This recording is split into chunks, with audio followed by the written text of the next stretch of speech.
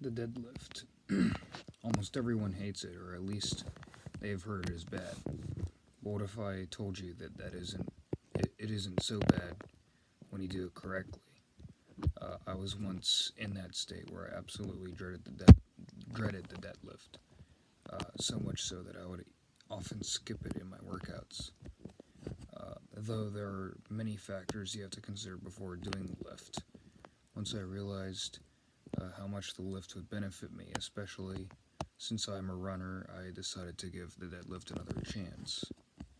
After adjusting myself a couple times, I now feel that this lift has alleviated my pain more than it has worsened it.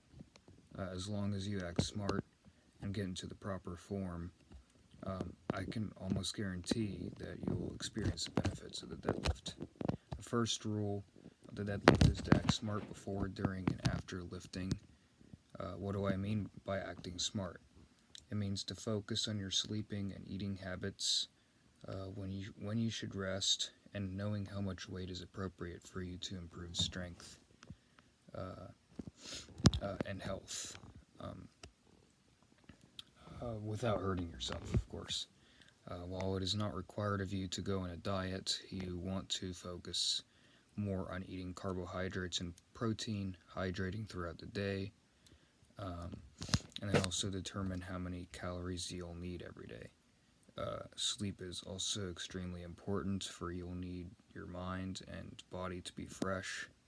Adult lifters need at least 7 hours sleep per night, while young lifters and athletes typically need at least 8 to 9 hours. Rest and recovery is just as important as the lift, and for any lifters, I recommend going at least 2 days per week without lifting. Don't lift every single day of the week. I would not do that. However, after gaining muscle, it could be lost pretty quickly, especially if you have not done significant physical activity in over 2 weeks. In between sets, the duration of your set should depend on the number of reps in one set. But with the weight, you should always start small, so you have a warm-up set, then work your way up. For instance, I once had a pretty rough day and could not even finish one set, back squatting 40 pounds under my max, so it's a good thing I started small. If you're at or above your max and you think you can push it without hurting yourself, by all means push it. But if reaching your max could mean risking your safety or health, then it's not worth going for. You won't always hit your max, but you will need to consider short-term and long-term consequences. Um, and then one cannot benefit from a deadlift unless he or she is in proper form. Um,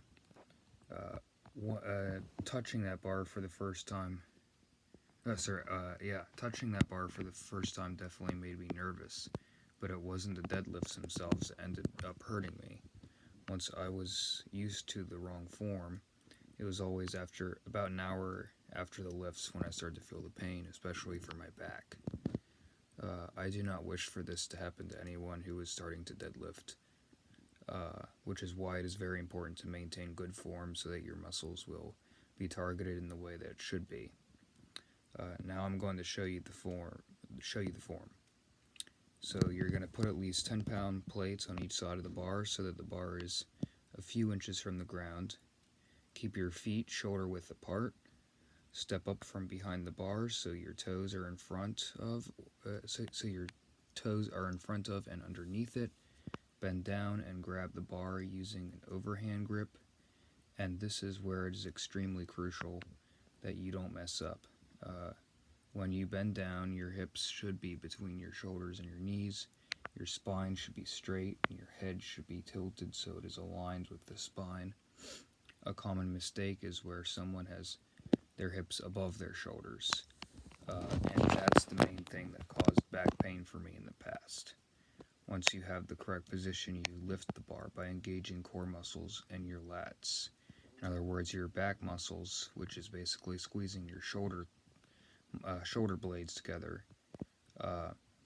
In fact, it is better to think of it as pushing your feet down than lifting the weight up as you do so. You lift the bar until you find yourself standing tall, spine and head still straight and aligned, and your glutes or buttocks squeezed together. Do not lean back at the top, for it could cause serious injury. Then you put the bar back down in the same bending position as before, and now you have completed one rep. The deadlift is the lift that targets probably more muscles than any other lift I know of, so you should feel benefits in all your leg muscles, especially your quads and hamstrings, hips, core, lats, glutes, and traps. If you can do these things, that is, to physically and mentally prepare and remember the form tips, you can overcome that initial fear of the notorious deadlift.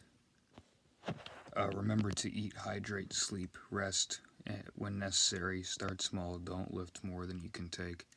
Keep the spine and head aligned, and engage target muscles. You will feel less pain and stronger in the end. Almost everyone thinks it is a painful lift, but don't let that be you. Take a deep breath, touch the bar, and lift on.